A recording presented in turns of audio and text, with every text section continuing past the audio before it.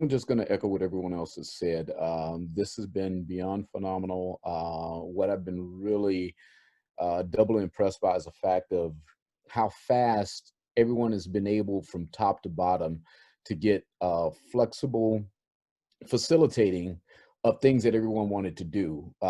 After we recovered from the initial gut punch of COVID and how it impacted the business, i.e., for us, 75% of our shipping out to our co-ops and other distribution sites dropped over April and May. So that was a take a minute, breathe deep, don't panic. Let's figure out what happens next. But by the time we got into June, July, we realized there was a lot of hurt going on. So we started off trying to reach out to Kyle Fisher over at Listen Center and saying, hey, we can donate something, but obviously, that's going to be limited, with what we have available. Then he started hinting at this program, and I was just shocked at how, when it came on board, one, how fast it came together, how comprehensive it was, and the fact that it drew in a steady revenue source for those of us doing the production. But also, I think even without the requirement for 10% from local farms, almost all of us probably would have tried to do this anyway. And we really do our best to try to target, it's particularly in the selections of the proteins and some of the other items, getting things as much as we can from the local farms. Because we already knew them from farmers markets and we already had relationships with many. We really wanted to make sure we passed along this blessing and benefit.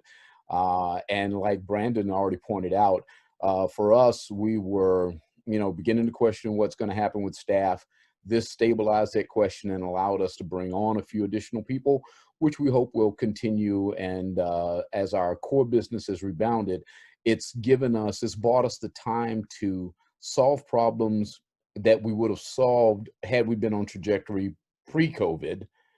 So it's replaced a huge chunk of what was lost due to the COVID scenario and allowed us to get back to a place where we can say, okay, a lot of plans we were thinking about for growth and expansion, at least we can, have the stability to cover some of those without going crazy. And I'm going to throw this last thought out, and that is that and I mentioned this to you, Lauren. I believe we talked about this before.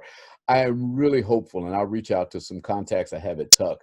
But I'm glad this is recorded.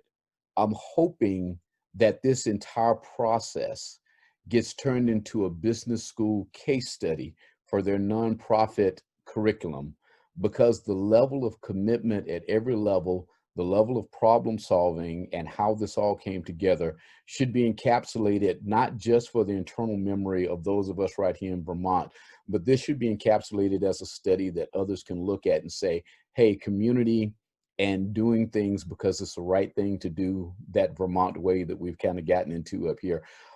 This is replicatable and it can be done. So kudos to everybody and thank you everyone up and down the chain.